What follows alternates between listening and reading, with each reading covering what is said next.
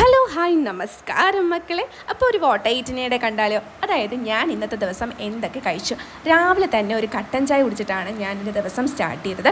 അത് കഴിഞ്ഞിട്ട് ജോലി എടുത്തുകൊണ്ടിരിക്കാൻ നേരം വെളുപ്പിനെ എഴുന്നേറ്റത് കൊണ്ട് തന്നെ എനിക്ക് ഭയങ്കരമായിട്ട് വിശക്കാൻ തുടങ്ങി. അങ്ങനെ ഞാനൊരു ഏത്തപ്പഴം കഴിച്ചു.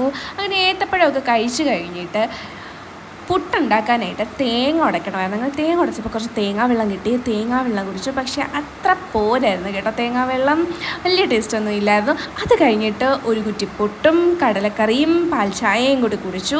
നല്ല ടേസ്റ്റായിരുന്നു കേട്ടോ. നല്ല എരിവുള്ള കടലക്കറിയും പുട്ടും ആ എരിവ് മാറ്റാൻ വേണ്ടിയിട്ട് നല്ല ചൂടുള്ള മധുരമുള്ള ചായയും കൂടെ അങ്ങോട്ട് കുടിച്ചാലുണ്ടല്ലോ എൻ്റെ മക്കളേ.